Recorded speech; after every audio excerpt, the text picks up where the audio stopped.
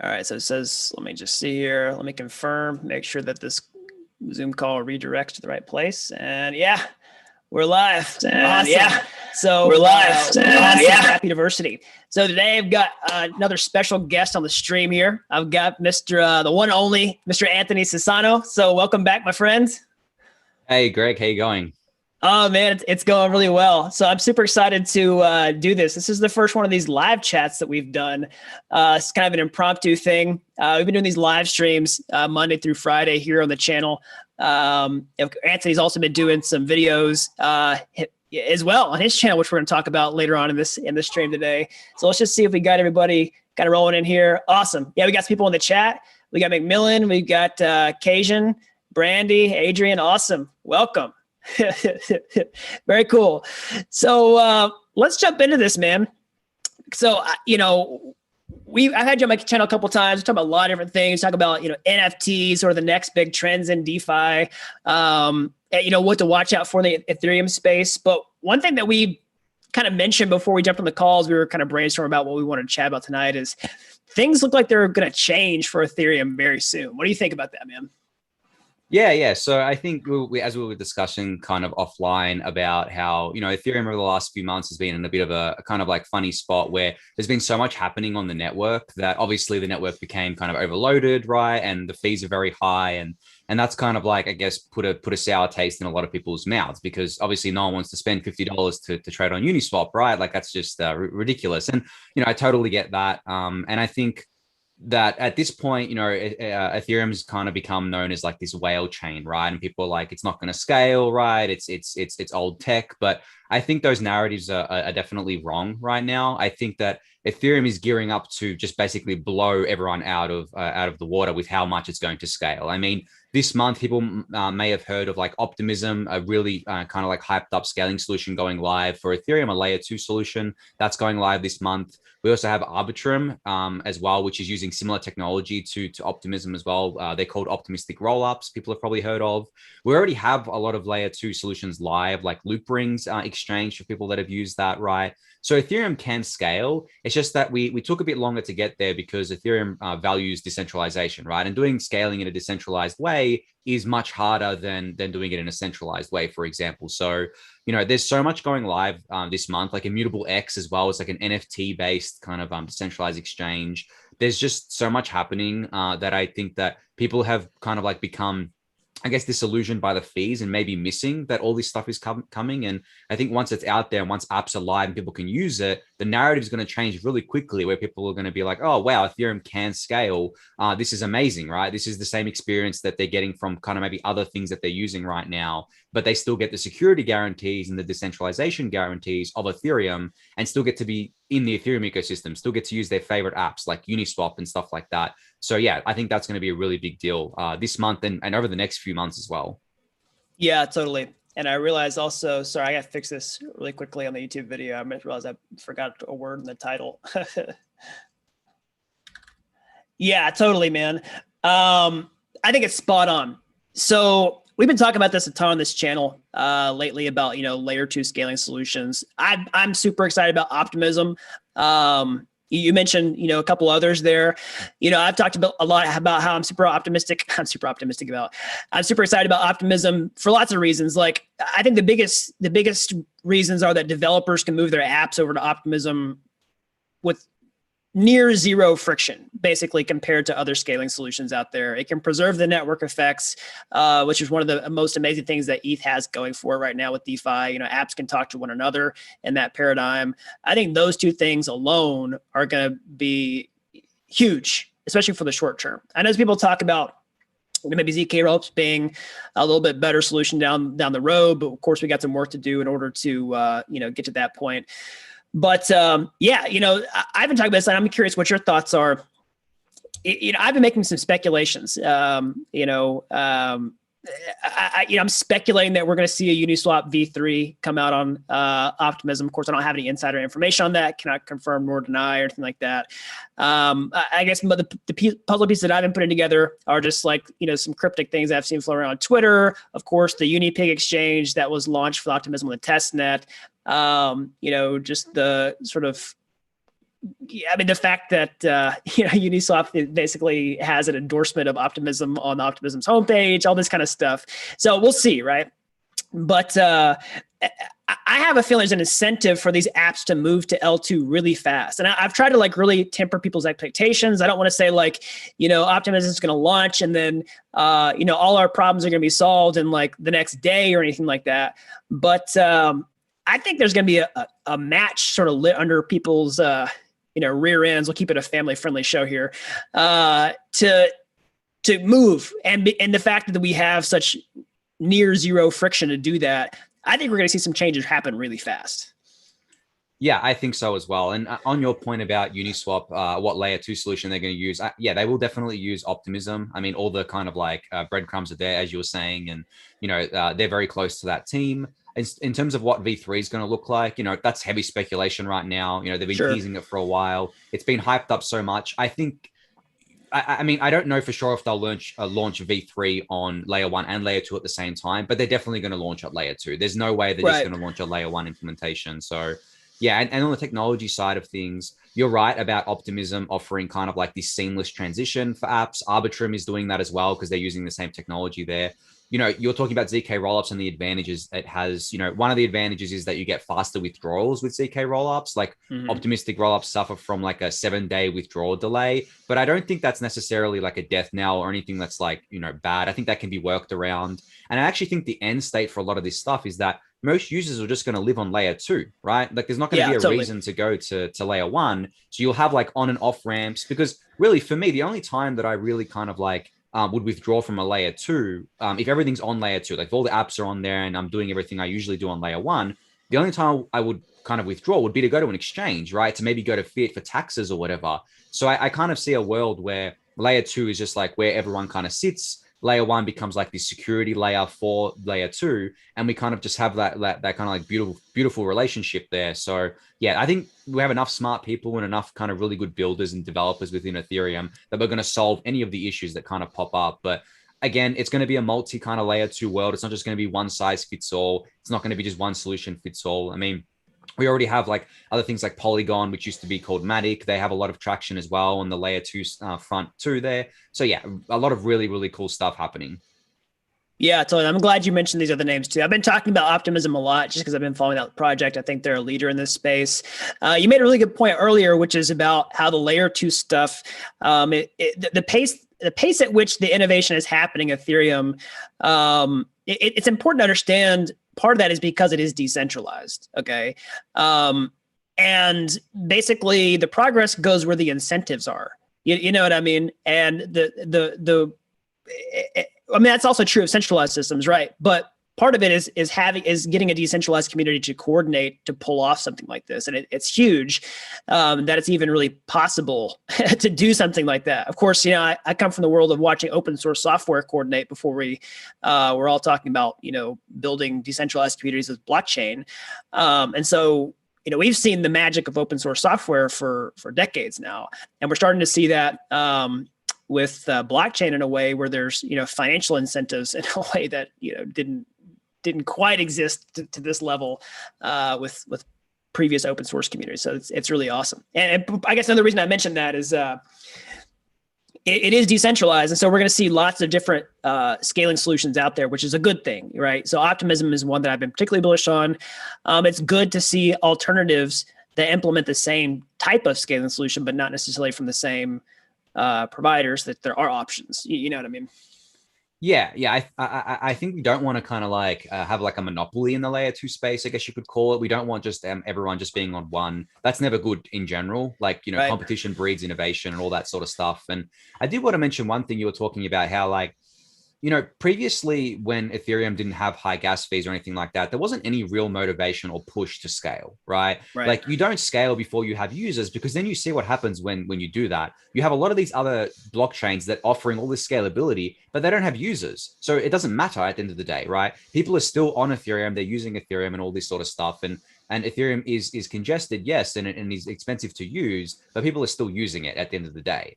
So I think that, you get your users first, right? Even if the technology is inferior, even if it's not scalable, you get the users first, then you build out the infrastructure later to service those users, right? You don't Yeah, build the totally. infrastructure first and hope that users kind of come. And that's what we've seen play out time and time again in the blockchain space, and not just the blockchain space, just in general. I mean, a lot of infrastructure in the real world doesn't get built until there's demand for it, because you don't know if there's going to be demand for it, right? And like, it's not worth the investment. But then when there is demand, it is worth the investment. It's worth all these Right. layer twos coming online. People and VCs, funds, everything are investing in this space now because they see the value in it. Beforehand, you have to have some foresight, and you have to be like, okay, is this going to be a problem? And a lot of people just simply, don't, until the problem is like right staring them in the face. So I think that's a very important point to consider. And at the end of the day, like, I think there's other chains like, Binance Smart Chain, which I've called out as being basically just a centralized version of Ethereum before, which it definitely is. But there is a reason why they got kind of like some people over there, is because those people can't afford to use Ethereum, and that's totally fine. I have no issue with that. But I think that we can kind of build that layer two and then get those users back using layer two and still keep them in the Ethereum ecosystem, using all this cool stuff on Ethereum. So yeah, I'm just like super excited for what we're about to deploy on Ethereum. Yeah, it's so funny, man, because I mentioned this right before we went live, but I won't name any names or anything like that. But I've seen so many bad takes multiple times over the past few weeks about the future of Ethereum. And honestly, like, it's hard to know if it all just disseminates from like secondhand, like kind of low key shady marketing narratives, or if it truly is like just people's bad experience with ETH, and then they just go assume that's the way it is. Because think about it this way, like think about the fee problem. I mean, the fees are bad. Like there's no way. I mean, well, I say they're bad. It hinders the long-term of adoption of Ethereum for more people. I mean, the fees wouldn't be there if people weren't making absolutely ridiculous gains by using Ethereum in the first place. So I get that part, right? But so it's hard to know if some of the people who've kind of just come out and had all these bad takes are, one, if they just saw that and then ran with that, and now that's their sort of solidified idea of what Ethereum is in their mind, or if it's come secondhand through some of these really kind of toxic marketing narratives, which prey upon people's experience and lack of understanding of what the future actually holds. Because those marketing narratives wouldn't work if they didn't have some sort of truth to them. It's just they leave out the important parts. Yeah, I think that's exactly it. I think Ethereum is in a change. Is in a kind of phase of rapid kind of evolution here. We don't just have layer two scaling happening. We also have ETH2 happening. And Ethereum has competitors at the end of the day. There are other blockchains that have kind of like teams that are building them because they think Ethereum is inferior for whatever reason, and they want to beat Ethereum. Now, when you're a competitor, what do, right? You prey on your competition when they're weak, right? And right now, Ethereum has a weakness in the high fees, and I think everyone in the Ethereum ecosystem knows that as well. And we're working on scaling. So they, the competitors see this window and they're like, okay, well, we can drum up a narrative, right? We can drum up some marketing around it. We can kind of like get our token price up, and it's worked, right? A lot of the quote unquote Ethereum killers or competitors, their token prices have gone up a lot, right? Because of these narratives, because people are like, oh, Ethereum can't scale. I'm going to buy this one because this is going to be the new king sort of thing. And that happens all the time. And I think there's only a short window for that to work. I think once Ethereum scales via layer two, and I believe that it will scale, I don't think it's an if, it's a kind of when, and the when is very soon.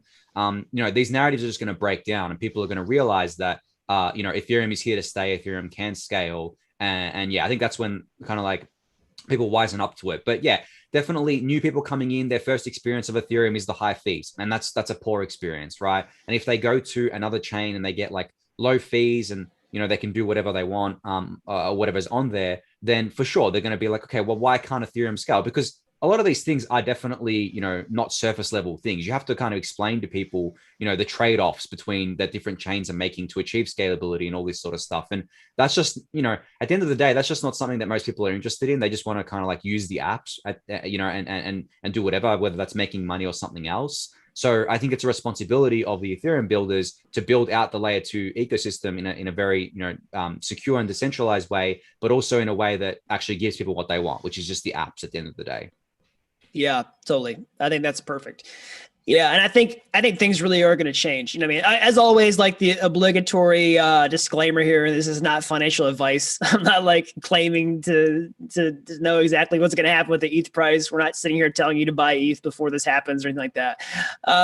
But as far as like people just, things really are going to change. I think on the people's perception of ETH, because I mean, and also like full disclosure, like these solutions have to get pushed out there in the wild. Like we have to battle test them. We have to actually like, kind of throw this thing into the water and see if it floats. I mean, I don't want to like sound too crazy with that, right? Like we're not just like, a lot of work has been done to make sure that this is going to be successful, right? I'm trying to like find the common ground here, right?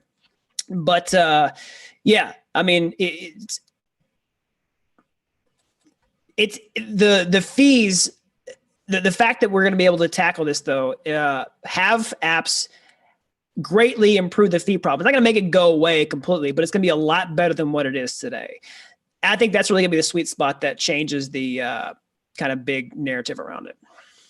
Yeah, I think so. And I think the fact that these solutions that are coming out are just going to let developers just port their apps directly onto them without changing the code or even just like changing it a little bit, right? And the experience will be the same. You basically can think of it like, if Optimism and Arbitrum in particular succeed at what they're kind of like saying they're going to do, which is just a straight port over, you're literally going to have the same experience you have with apps on layer one minus the fees. Basically, that's what it is at the end of the day. You're going to have like a super fast. It's even going to be faster because the block, I guess you would call them block times or whatever.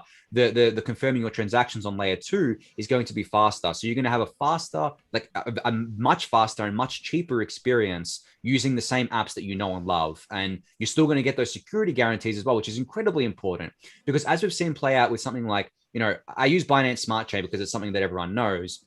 Mm-hmm. You go there, right? You're basically at the mercy of Binance over there. And they even recently kind of like shut down the bridge because of the hack that happened on there, or the rug pull, whatever you want to call it, so that you couldn't actually go back to Ethereum using their bridge. You had to basically go through their exchange and then withdraw to Ethereum, which is just going to a centralized entity anyway. So these solutions to me are like stopgaps. I really want to see a world flourish where it's super scalable, but also secure and decentralized, because that's what we're all here for, right? Some people come into the ecosystem and they just want to make money, and there's nothing wrong with that. But at the end of the day, right, we shouldn't like, we should stick to our kind of like beliefs and the foundations that this industry was built upon. No one would value Bitcoin if it was centralizalized at the end of the day. So why are we valuing these other platforms that are centralized? And I think it's just a short-term pain for Ethereum, where Ethereum is it needs to scale. We know it needs to. And then once we do, the narratives will kind of change, I think. Yeah, totally. And I think you were getting to a point there, which is decentralization. I feel like is really going to be a prevailing value proposition long term. You know what I mean? Because like sure, like the small players who are just chasing fast gains, they don't care that much, right? But if we're talking about like blockchain technology being something that big players can really get behind, like big institutions, like actually be solutions for the financial, the old financial world, coming over, like trust minimization is key. You know what I mean? To build neutral infrastructure. Exactly. And at the end of the day, like I know, a lot of people say, well, people don't care about decentralization at the end of the day. They just want to use apps and, they just want to make money. And, certainly there are people like that, but I think that's a cop-out answer. I think that decentralization is something that needs to be preserved at all costs, because some sorts of people will always want to centralize things. They always want control. It's the same in the real world, right? People love control. And we are in this ecosystem, and we are building these things to kind of like decentralize that. We're trying to get away from that because we know the perils that can come with. And decentralization is very hard. It's not an easy thing to do. Every problem that you have in the decentralized world can be solved by just centralizing it. It's as simple as that, right? Every technology problem, every human coordination problem, everything. But that's not the point. That's not why we're building this stuff. We're trying to change it, right? It is hard, but hard things lead to good outcomes if done right. So, I know that a lot of people are in this ecosystem for the right reasons, but when new people come in, they kind of have to learn that. I feel like you go through cycles, especially, due to market cycles, where people come in, they're new, they need to learn this stuff, they need to be educated on. It's why I spend so much of my time educating, because I believe that people, once they understand and once they know what to look for, they do value decentralization. They do value these things. It's just always, to me, an education problem, and that's why I dedicate so much of my time to it.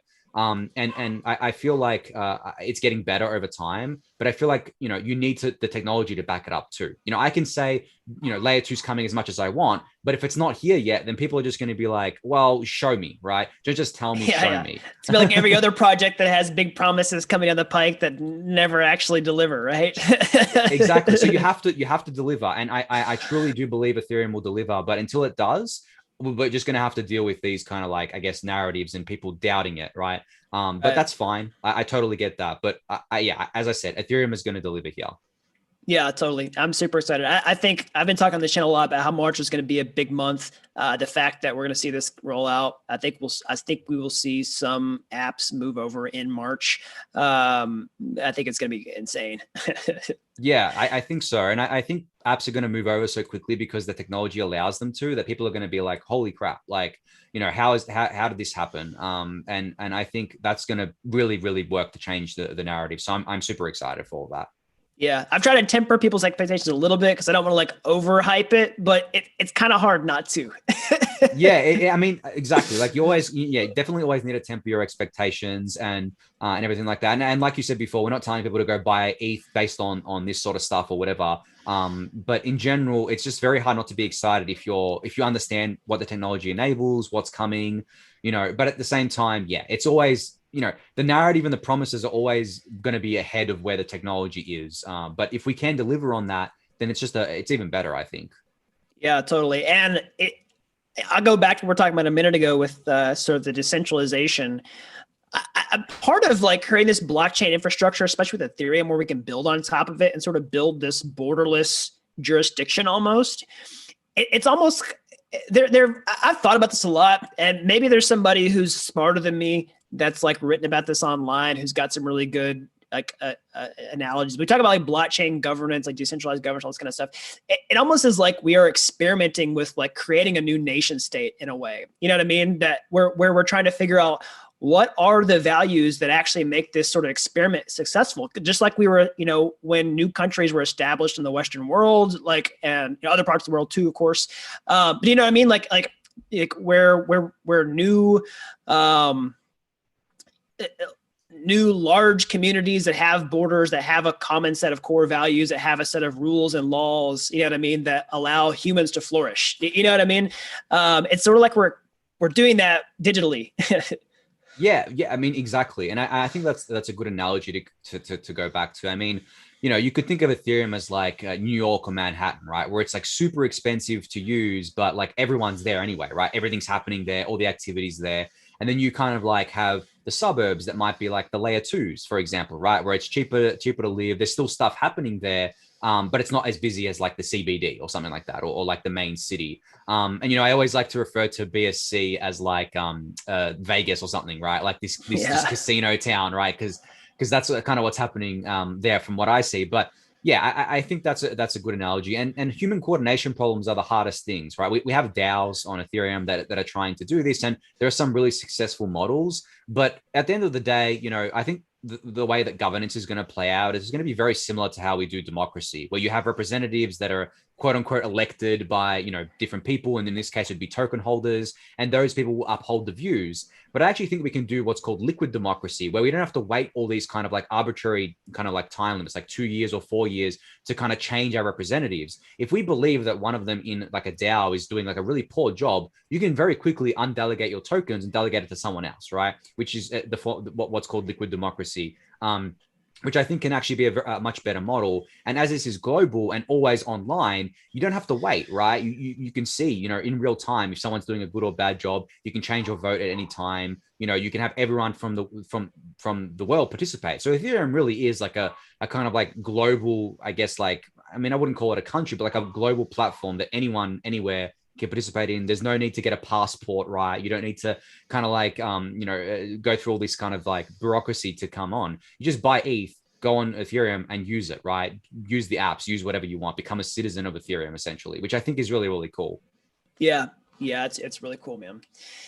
So those are some things that are, super exciting coming down the pike for ETH. So I'd love to shift gears for a minute, if you're okay with that.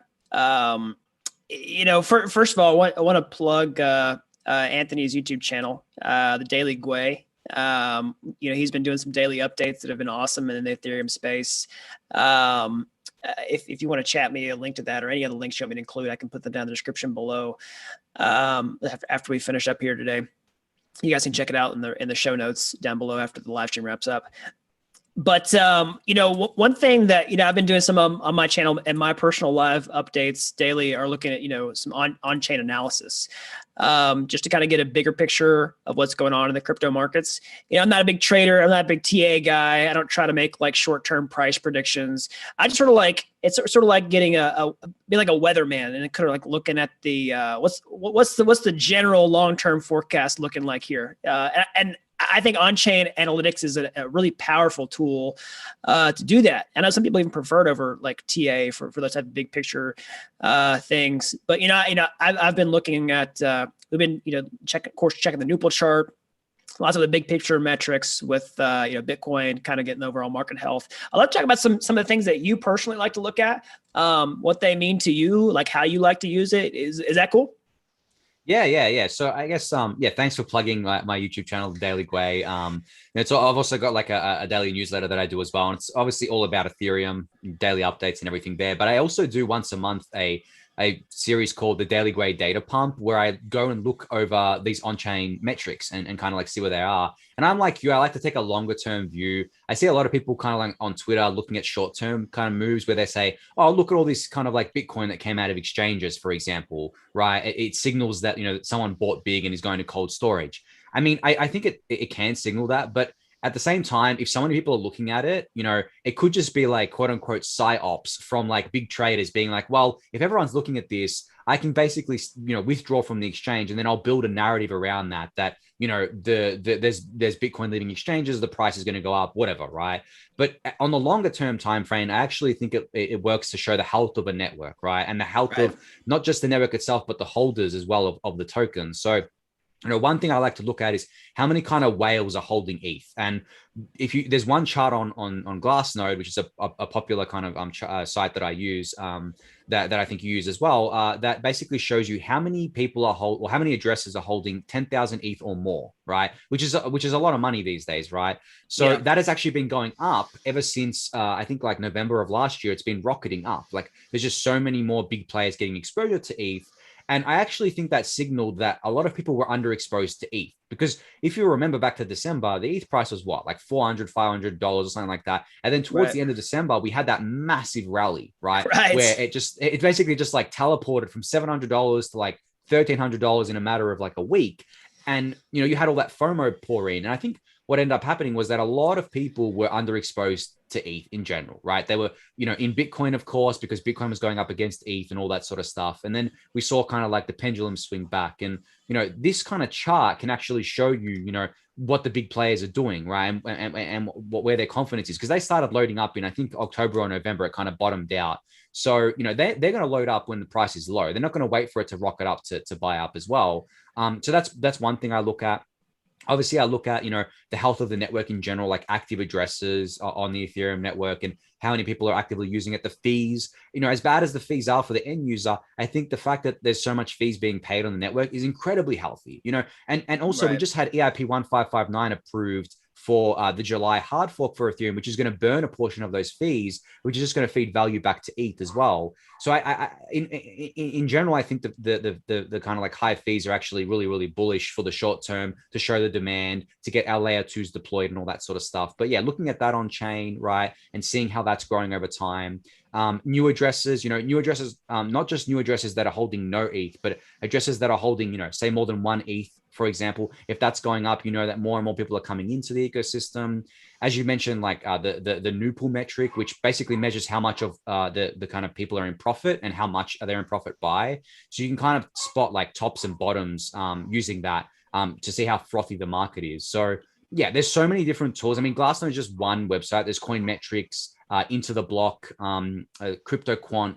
There's so many of these kind of tools now that let you see on-chain metrics. And, I like to look at them as well for like DeFi. Dune Analytics has a really great decentralized exchange dashboard, which basically shows you the growth here. And, actually, I can kind of like give an actionable insight that I actually saw. This is an investment advice, but what I ended up seeing was that on this Dune Analytics dashboard tracking decentralized exchange volume, 0x protocol actually ended up having a lot of volume. It was like number 3 behind Uniswap and SushiSwap, but their token price hadn't done anything, right? It was kind of undervalued. So I saw that and was like, okay, if their volume's growing and their volume's like really high and they're actually third, then why is their token price so low? And I thought that was a bit of information asymmetry. So I went and bought some 0x, and obviously it's gone up since then.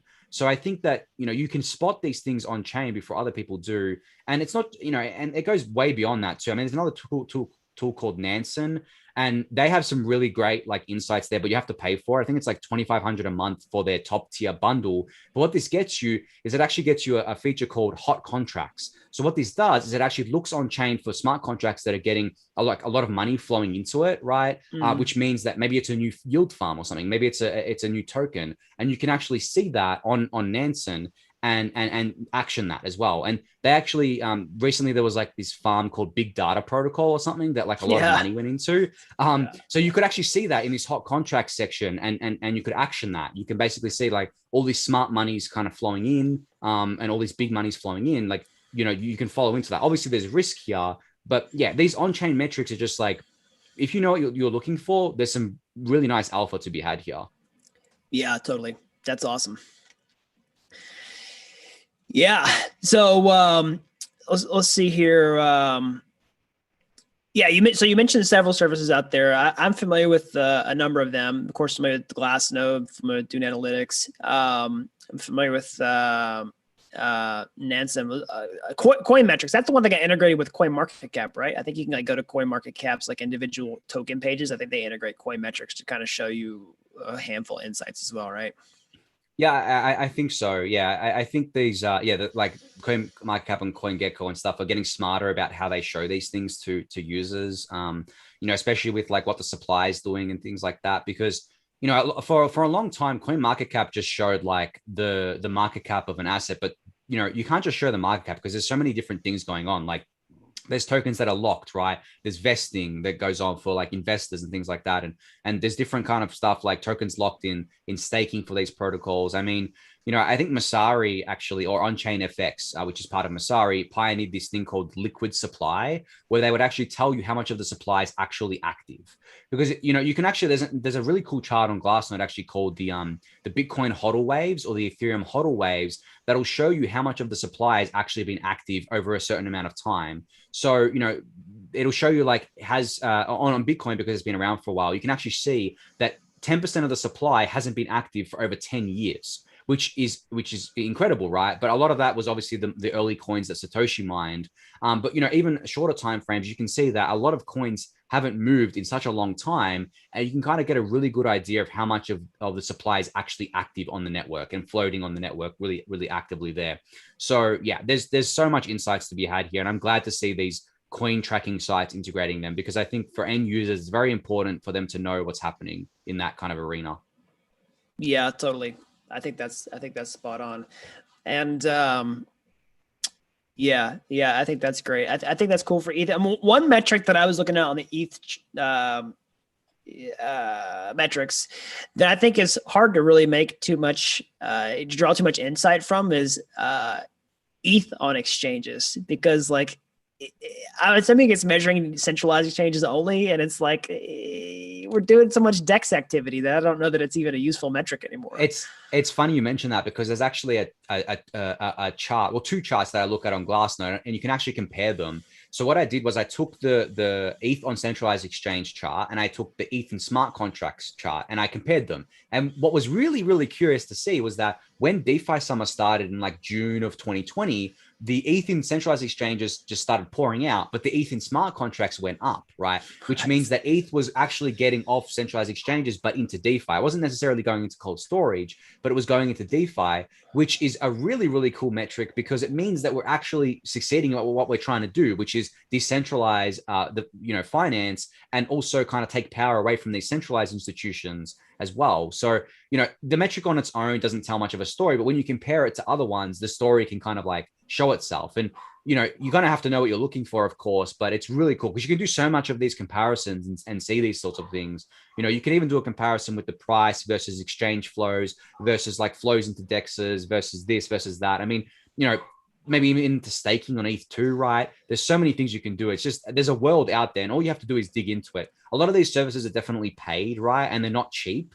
But if you consider that it's worth it, because if you actually action the insights that you come across, you can make money off of it, which pays for your subscription, right? Yeah, there's obviously risks, but but at the same time, like I have paid subscriptions to some of these, and I actually go over these in my data pump video on my channel. So if you don't want to pay for it, you can just watch those once a month and still get these insights as well, which I give like an hour-long kind of overview of the coolest things that I come across each month on that.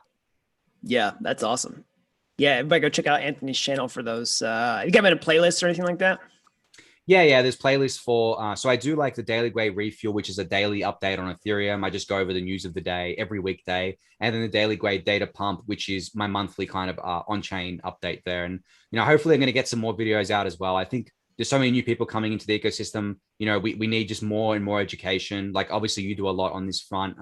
But yeah, we need more education that is less like price focused, right? That is not like focused on like pumping the latest coin or whatever, and actually educating about the fundamentals, because that's very important, and how to use these apps too, right? Because us in the ecosystem, we think it's like second nature, but even something as simple as just like installing MetaMask and getting used to how that works is foreign to a lot of people because they're using it for the first time. So I think doing more education around that is very important as well. Yeah, I think that's spot on. Well, we've got over 600 people on the stream right now. I'm sure there's some questions floating around if we want to take some time to answer that, answer any of those. Unless there's another topic that you really are chomping at the bit to discuss right now. I mean, there's always like tons of things we can discuss. I think, NFTs are really hot right now, but I think that's being talked to death at this point. Maybe I can just give like some kind of like high level thoughts about where I see the NFT space going. I mean, I think right now the NFT space is in like very much discovery mode. We're trying to discover what sticks, what doesn't, what's valuable, what's not valuable, because people are just throwing money at everything indiscriminately because you don't know, right? It's kind of what happened in 2017 with ICOs, where people were throwing money at every idea because you just didn't know what was going to stick. And, people lost money, people made money, whatever.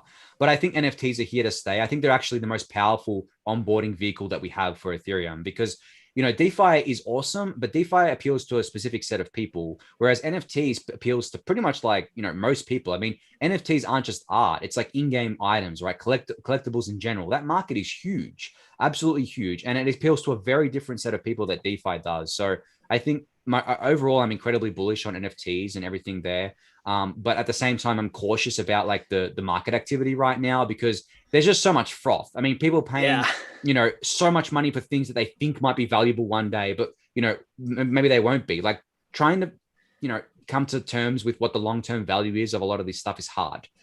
People saw what happened with CryptoPunks, right? They're like, oh, what if this is the next CryptoPunk? I mean, yeah, okay, but there can't be 100 CryptoPunks, right? There can be like maybe some other ones that manage to get a community around them, like maybe Hashmask or something like that. But not everything is going to hold its value long term. And it's the same with real life collectibles. I remember collecting, trading cards back in the day. And, there was like Pokemon cards, for example, when I was a kid, and there was Yu-Gi-Oh cards too. And the Pokemon cards ended up being worth like so much more than Yu-Gi-Oh cards, right? Because Pokemon went on to be a much bigger franchise and all that sort of stuff. But you didn't know at the time, because you were just like, oh, is this going to be more valuable than this? And that's the same thing that's happening right now in the NFT space. And I don't think it's necessarily a bad thing, but for people investing in this space, you kind of really need to part ways with that money. If you buy an NFT, write that money off, right? Don't think to yourself, oh, I'm going to be able to sell this at 10 times later on, because, that you're probably not going to be able to do that for a lot of these things. Right. Yeah, totally. And the other crazy thing is, I I mean, NFTs are by nature illiquid. Like that's where non-fungibility really works against you. You know what I mean? Somebody has to want your particular token, right? They may want somebody else's token in that collection a lot more than they want yours. And so when the price is tanking, you don't have all this liquidity that you can just dump into, right? Exactly. That's something that a lot of people miss, I think, is the illiquidity of these things, where because they're non-fungible, they inherently can't be put into like a Uniswap pool. I mean, you can wrap them. There's some projects doing things like NFTX where they wrap NFTs into like an index and then you can like put it on Uniswap, but it's not the same thing. Pretty much like it's like when you have a token, you can go to a Uniswap pool, right? If you have like an ERC20 token, you can go to Uniswap, and if there's liquidity there, which a lot of the time there is, you can just sell into it. Even if the token price is falling, it doesn't matter. You sell into it. But with your NFT, if you put it up for sale and no one wants to buy it, then you can't sell it, right? You're stuck with it. Like, doesn't matter what you do, you're stuck with it unless there's a buyer. So I think that's one thing that people should keep in mind as well, is that just because you have something that you think is valuable doesn't mean someone else thinks is valuable. Yeah, I know it, man. I know it. Yeah, it's crazy. Did you see the NFT clip from, I can't remember what the show was.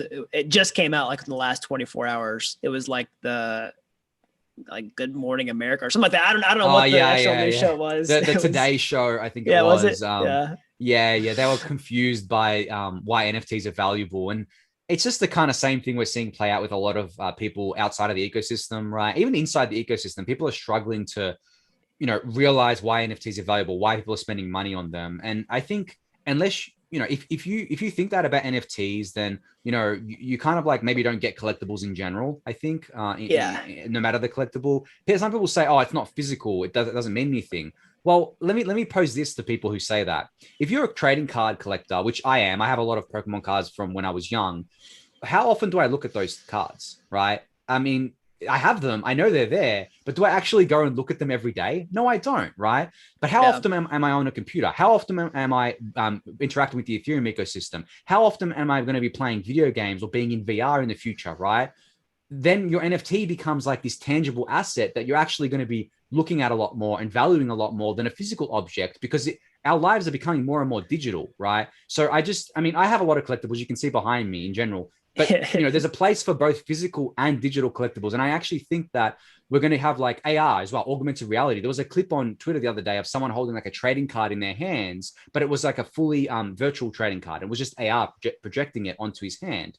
That's going to be a reality. You can imagine when someone like Apple comes out with like AR glasses, people might scoff at the idea and say, that's stupid, that's silly. But, it doesn't matter if you think it's stupid or silly. Other people are going to wear it. You're going to have like a full heads up display in your glasses, and you're going to be able to see NFTs. And it's just going to be really, really cool. So I think when people kind of like don't see the value, they have to kind of broaden their horizons on this as well.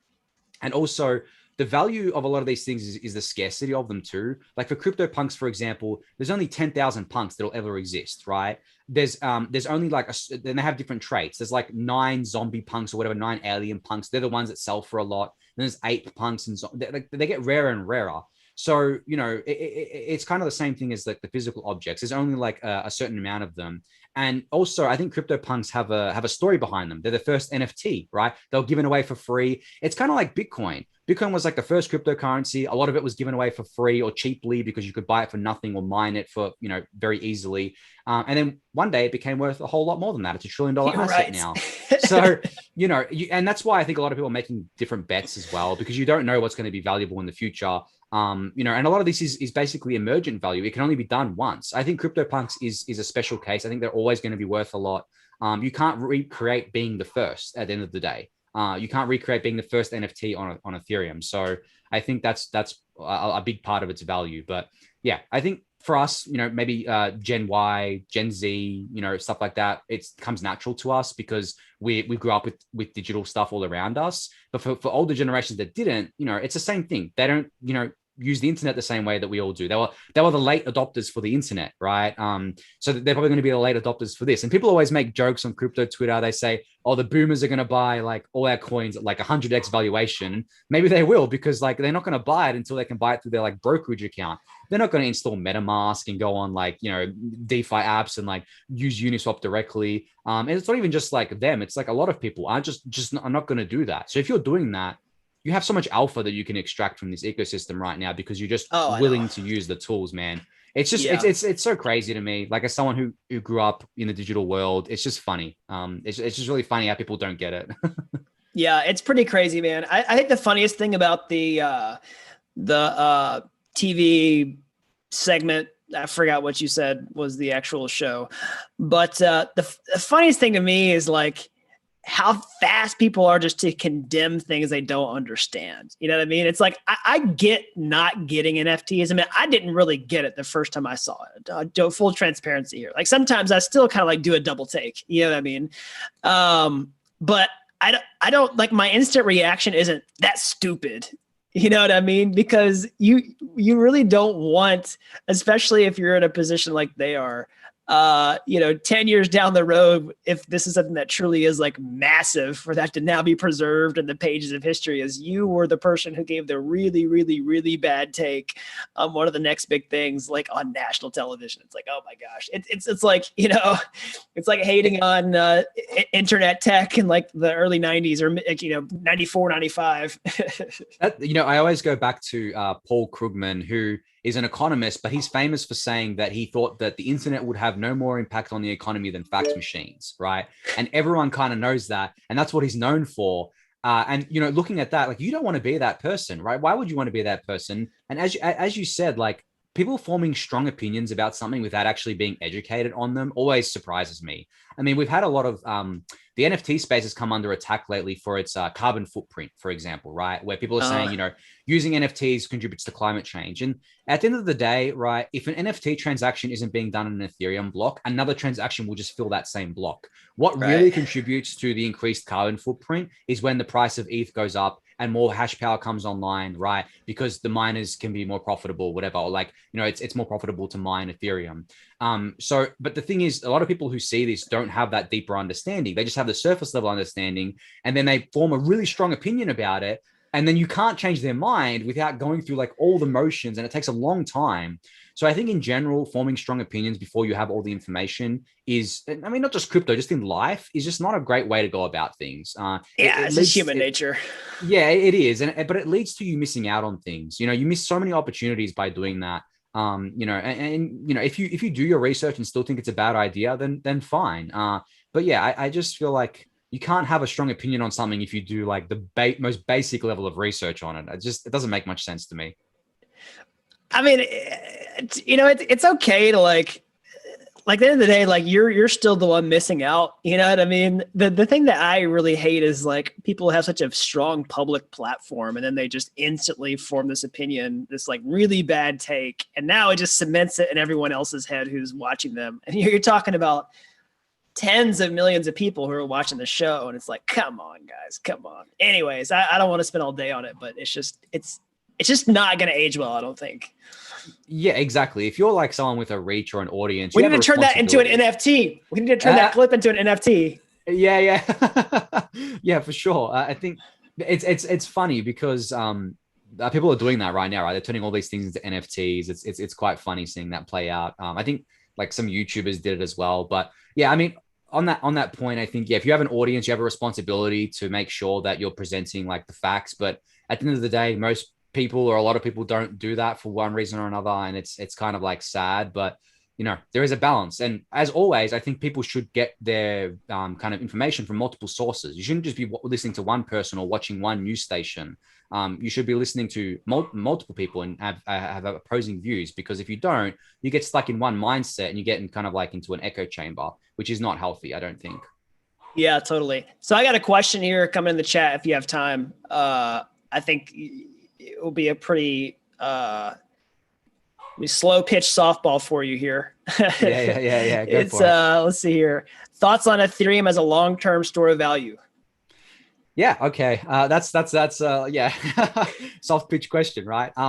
So obviously, like, I'm very bullish on ETH as an asset, and as a long-term kind of store of value. I can kind of like give a TLDR pitch on this, because I could talk about this for a while, but just to keep it kind of short here. So to me, there is three core ways that ETH accrues value. And these aren't the only three, but they're the core kind of fundamental value drivers for ETH, right? So you have staking is the first one, where people will buy ETH and stake it in ETH2 to earn a return denominated in ETH, right? For example. And we've already seen that play out. At the moment, it's a one-way bridge to ETH2 from ETH1, but there's still 3.4 million ETH staked in ETH2 right now. And people are going to be buying more ETH as more services come online for staking and things like that. So that's one.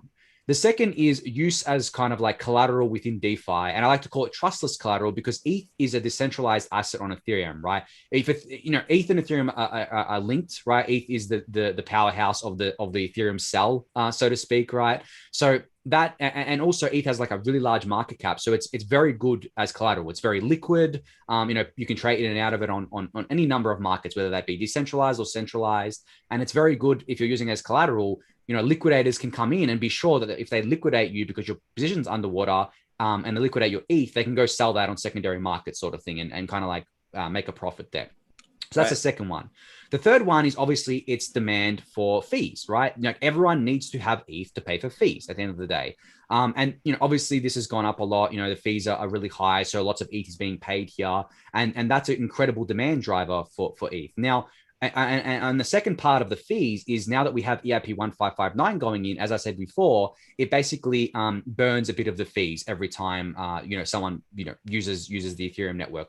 And I think those three things are the core values. Now, if we want to talk about ETH's monetary policy long term as well, because ETH is not going to have a supply cap. And I think when people hear this, they kind of think to themselves, it doesn't have a supply cap. It can't be a long-term store of value because of that, because only something with a supply cap can be a store of value. Now, I don't believe that's true at all. I think that's kind of like a cop-out answer. I think that's people just looking at Bitcoin and thinking that can be the only thing. Well, there's also another dangerous assumption here. They also assume that the supply is just like issued at random, like a fiat money.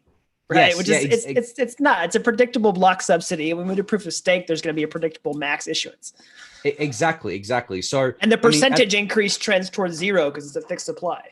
Yeah, exactly.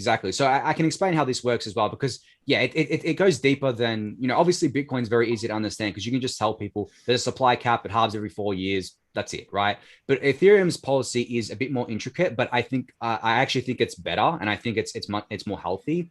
So with ETH, and this is kind of like the ETH2 world. So with ETH2, because we're on proof of stake, you only have to pay the people staking, right, in ETH. So there's going to be a perpetual block issuance of less than 1%, right? It's going to be it's probably going to be like around 0.5 to maybe 0.8%. Every year, right, perpetually. Now, that's nothing when you think about it, because right now, it's like over 4%, and the ETH price is still going up, right? It doesn't matter. It's over 4%, right? There's a lot of issue, and that's going to miners who are more likely to dump it than stakers, because when you're staking, you don't need to dump your ETH to pay for electricity as much as you do for proof of work, right? And to pay for maintenance costs. So there's that aspect to it. But the real magic of the ETH2 monetary policy is that we have perpetually low issuance that pays stakers to kind of like validate the network, to secure the network, right? And these stakers, as I said, are less likely to dump like miners are. They're just going to restake and kind of like keep staking with their newly issued ETH there. And then we have the fee burn, which is burning ETH supply on every single transaction on the network. Literally every single, we're going to have millions and millions of transactions going on, and every single one of that is going, or billions potentially, every single kind of like fee that's paid on those transactions is going to be burned. Not the whole part of the fee, but a healthy chunk of it.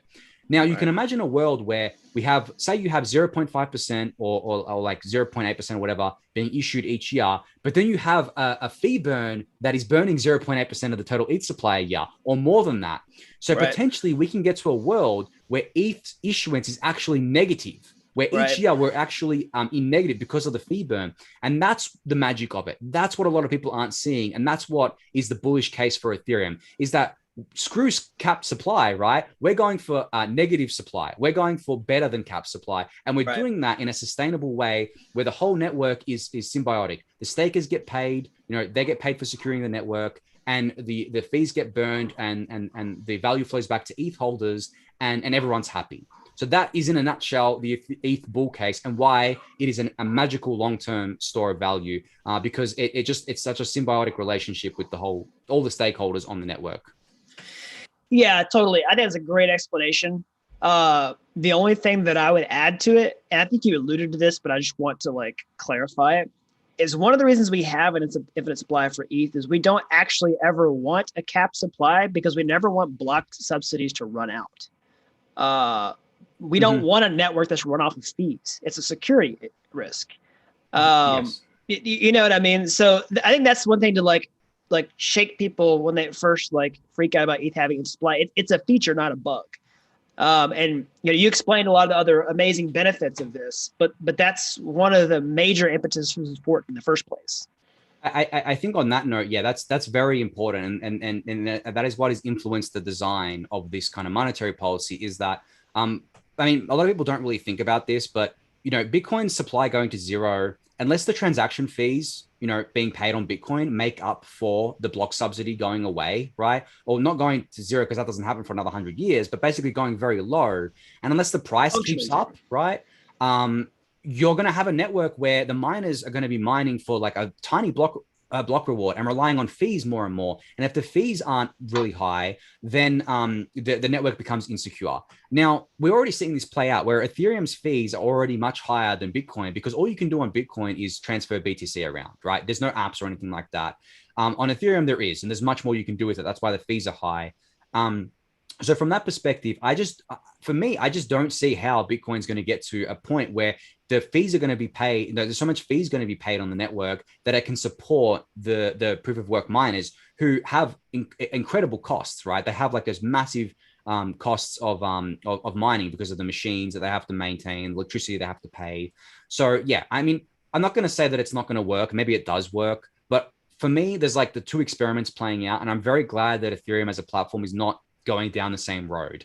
And, you know, if we do get to that point where we're actually burning more ETH than we're issuing each year, that alone is such an incredible kind of like narrative, an incredible kind of like a fundamental value driver for ETH that I can't help and not be bullish on ETH at the end of the day. And I actually think that a lot of the reason why ETH hasn't performed as well against BTC over its kind of like life over the past couple of years is because a lot of people don't understand this. I think a lot of people, you know, are confused by this because it's something that takes a little bit of time to explain. As I said before, Bitcoin, I can explain it in 5 seconds, but for ETH, I have to go into much more detail. But that much more detail, I think over the long term, fundamentally drives more value to ETH. So yeah, I don't mind that it takes me longer to explain it because when I do, people kind of like, oh wow, that's really good. Like that's awesome. When you really understand like how ETH's monetary policy is going to play out over the long term. Yeah, totally. I think that makes perfect sense, man. I think that's a great explanation. Well, see, I was while you were finishing that, I was looking at the chat here, trying to see if there was any other, you know, questions that we might wrap up here tonight. There's a lot of chatter here. I was trying to find sort of a high quality question they might want to wrap up with.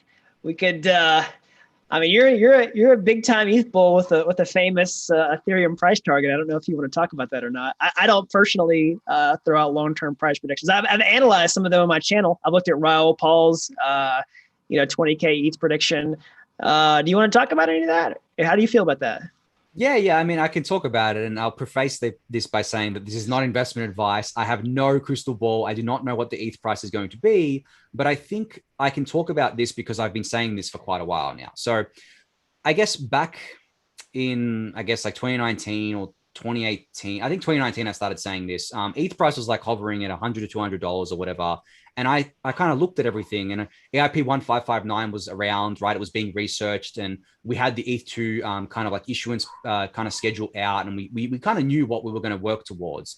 So I looked at all that, and I looked at everything that I just explained to the audience, and I kind of thought to myself, if this works, if we can pull this off, if the utility of DeFi works, if kind of like NFTs take off, because NFTs were around back then, they were tiny, but they were around, right? DeFi was also tiny, don't get me wrong. And I thought to myself, if all of this works, why can't ETH be worth $1 trillion, right, in market cap? Why can't ETH be worth $10 trillion in market cap? Why can't a new economy where we're rebuilding the entire financial infrastructure be worth that much when ETH is at the core of that new economy? It is the reserve asset of that economy. So I originally gave a price target of $10,000 from when it was about $100. I said $10,000 is about I think at this point, $1.2 trillion market cap. I don't want to I want to pause here. Like, guys, this was this was not the current mindset of the current market. Okay. This is like back when ETH world was kind of a ghost town. Like I was here, Anthony was here. There's maybe a couple dozen other really active people who were talking about this type of stuff, but it was not the same like climate that we see today. I just want to emphasize that. Yeah, and to emphasize that point further, Uniswap's 24-hour volume in 2019 was, I think, way less than 10 million. Uniswap's 24-hour volume these days is over 1 billion. So DeFi was hardly anything back then. It was being built out. We had a few apps, but it was nothing like it was today. So yeah, I think that's a point worth emphasizing, that when I kind of said this, it was a very kind of long-term bet, a very kind of like lucrative bet, where I thought to myself, I can buy ETH right now for between $100 and $200. If it goes to 10K, I make 50x to 100x on my money. And and I actually kind of think that $10,000 at this point is maybe a bearish target, considering how much, like, I didn't expect the network to grow like this. I never expected this. I obviously a perma bull and very bullish on it, but I thought it would take us longer. I kind of underestimated the power of this space being global and being open, right? And I don't underestimate that anymore, because you can have protocols that spin up and within a week, they can have over $500 million in TVL, right? Just sitting in their protocol, earning, doing whatever, liquidity mining. It's insane. Yeah, that was one of the most insane things to see last year, especially during the summer, is to watch $1 billion move around at the speed of light on chain, watch it in real time, like, trustlessly verified that this is actually happening. That was one of the most mind-blowing things to witness for the first time. People take it for granted now because it happens all the time. But like the world was not always this way. Yeah, exactly. And I'm seeing some comments in the chat about institutions investing in ETH. If you had told anyone in 2019 that institutions would even be looking at ETH and not like kind of laughing at it as a toy, you would have been like laughed out of the room.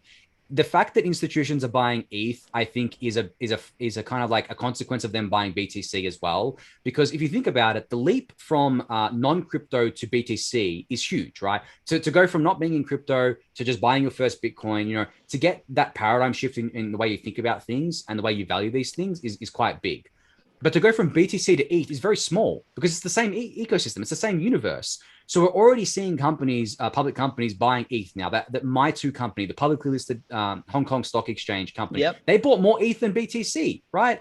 And this is just the start of it. I feel institutions are going to buy more and more ETH, because it's also become de-risked for them. Like ETH as a network, people are very bullish on it. There's lots of stuff happening, all the DeFi and NFT stuff, but yeah, as you said, giving a $10,000 price prediction back in 2019 was insane. I was called insane by lots of people. And now, we went to 2000, it came down a bit, which I think is healthy, but that's only 5x to 10K, right? 5x in crypto. I mean, if we were to go to the same market cap as what Bitcoin's at right now, ETH would almost be $10,000 already. So now it doesn't seem so insane anymore. Now it seems, okay, well, this is possible. And I still think it's possible. And as Raul said, he gave a 20K price prediction. I mean, I'm not going to rule that out either, right? Who knows, right? We at this point in time, I don't think you can even put like a number on how valuable the reserve asset of a new economy is going to be. A new global economy. This isn't just, in the US or in Europe. This is everywhere in the world. The total addressable market for Ethereum is 7.8 billion people, the entire population of humanity.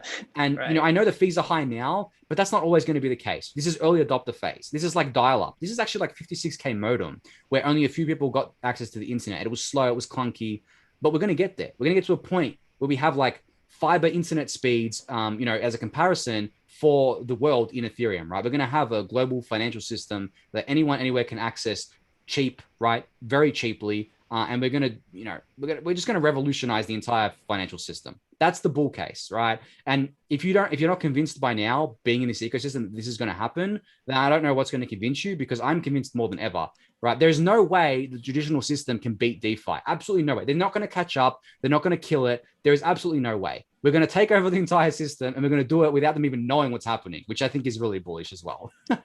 Yeah, that's pretty crazy, man. So I want to ask you this. I want to get your opinion on this. So I did a video on my channel a while back, sort of analyzing Raul's, price prediction for ETH. Two things. One is basically how eerily ETH is tracking with Bitcoin in terms of its historical price from the last market cycle, halving cycle. There's just lots of guesses as to why these cycles tend to move the way that they do around the Bitcoin halving, all that kind of stuff. Of course, there's also assumptions there about people actually demanding crypto. There's got to be reasons people pile into it. But so what do you think about the relationship between the, ETH price to the Bitcoin price, say roughly 4 years ago? It's eerily similar, as you said. I've actually been tracking this as well. I put a chart out the other day on Twitter. I put like a chart comparison between Bitcoin's last cycle from like its last all-time high in 2013-14, where it went to like $1,000 to 2017. I charted that out perfectly. And I charted that against ETH. And the bear markets look the same. And then the support line from the previous all-time high to now looks exactly the same. ETH actually it held its last all-time high as support on the weekly chart. You can go look at that. Yeah, I did see that. Yeah. And it's literally like eerily similar, and it's repeating. And it's just a coincidence that the unit prices are very similar as well, right? Where, the supplies are wildly different, but the unit prices are very similar as what they were in BTC's previous cycle. And I also think it's not just a function of those technicals, but also a function of how many people are aware of something, right? Like obviously much more people are aware of what Bitcoin is, and much more people have Bitcoin wallets, and Bitcoin's the first kind of step they come into things. But now Ethereum is catching up, right? Ethereum has like a million different ways to enter its ecosystem. More and more people are hearing about it because of NFTs, because of DeFi, because of ETH as an asset, right? Staking is a hot thing, right? All these sorts of things. So if you kind of track that as well, and I know Raul does this, he tracks like the number of wallets created by by the price, right? And the Metcalfe law relationship. What do you think about that? I don't interrupt you. Maybe we can come back to it. No, that's a perfect segue into what I was going to talk about. Yeah, I think the relationship holds. Maybe it doesn't hold for every coin and every token. I know Raul likes to kind of apply it to everything because there are little other things you have to talk about, but I think it holds for Ethereum. I actually think that for layer ones particularly. Yeah, the layer ones it probably does hold for, but there are intricacies with that as well. I mean, there are some layer ones that are like super overvalued for different reasons, not because of like new wallets and stuff like that. And it's also correlation, right? It's correlation that has some statistical variance, all that kind of stuff. So even if we say like, here's our price target, like we could be plus or minus some, amount from that. That's what I was trying to caution people. Like, don't like set this as your sell target for your entire portfolio. You know what I mean? Yeah. There can always be like statistical variance on that type of stuff. Exactly. And yeah, I mean, no one can tell exactly what the price is going to be. And every prediction you ever see is obviously, biased. I'm obviously like extremely biased and extremely bullish because I'm very deep in the ecosystem. And, maybe a $10,000 ETH doesn't happen this cycle for whatever reason, right? Maybe the cycle kind of like goes away and we only get to whatever X amount, and then it happens next cycle. I don't know. Or maybe it never happens. Like, but the thing is that there's always risk involved with investing, right? Right. And you gotta understand that in general, like, I don't give too many price predictions. Like I really only for ETH. I haven't really given any for other tokens because I don't want to kind of like promise people things because like obviously I have an audience. So, but in general, yeah, I think the caution is wise. Like if anyone giving you price predictions it's a prediction. It is not a sure thing. No one knows where the price is going to go. Yeah, totally. That's awesome. So, but it's always fun to speculate. And, if you have kind of like data to back it up and you have like the fundamentals to back it up, then, it can become, you can have a more confident kind of view for your price prediction, but it's still a prediction. It is not a short thing. Just because the network's growing doesn't mean that the coin will capture the value. Maybe the coin doesn't capture the value for whatever reason. But for now, it seems to be holding true. ETH seems to be capturing a lot of its value, even without the fee burn, which doesn't go until July. ETH is still capturing a lot of value through staking and collateral, and ETH uses money. I mean, the NFT economy runs on ETH, right? ETH used as a store of value because people hold it as a store of value and don't use it. They might just hold it in cold storage. I know tons of people are doing that, right?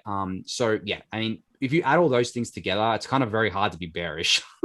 I know. Yeah, it's crazy, man. Mm-hmm. Well, man, this has been a great chat today. I'm super excited that we could get together and do this. I know a lot of people are watching. We're at close to 850 people right now, we're 864 right now. So that's concurrent. That's not total viewers. So it'll be interesting to see how many people watched, live on stream here. So where can everybody find you? Learn more about, your audience. What's your, you're doing lots of great educational work in this space. Where can people find that? Yeah, for sure. So I guess as I mentioned before, I'm doing the Daily Gwei YouTube channel. You can just go search that on YouTube right now. You'll find it. You can subscribe there. I do daily video recaps of Ethereum, monthly data analysis recaps, and I also have a Daily Gwei newsletter, which I write about Ethereum every weekday there. But in general, just follow me on Twitter. I've got all my links to what I'm doing on there. It's at Sassal0x. So SASSAL0x. I'm sure you'll link that in the YouTube description anyway for people to go check out. And then, I'm pretty active on Twitter as well. But if you want to stay on top of everything that I'm talking about and stay on top of Ethereum in general, I'm biased, but I think that, the Daily Gwei is the best way to do that right now. And, there's obviously other channels like Bankless and things like that that are good as well. But I think, it's such a fast paced industry. And, the recaps are like 30 minutes every day. So, 30 minutes, you get to kind of a pulse of the Ethereum ecosystem, which I think is pretty important for people to have. Yeah, so that's awesome. Well, everybody go check out Anthony's channel. All his resources, his Twitter, his newsletter. He's doing some great work out there. As always, subscribe to the channel. Make sure you smash that like button down below. Turn on the notifications. You'll find out about these streams whenever we do them. Of course, tonight's kind of an impromptu stream. Trying to bring more guests on the channel who are in the space to help help you guys learn about this stuff. Of course, we're doing our live streams in the mornings here in the US time. So you can check out those. Super excited that we could do this, man. This is awesome chat. Thanks again for coming on. Until next time, thanks for watching Dapp University. Thanks, everyone.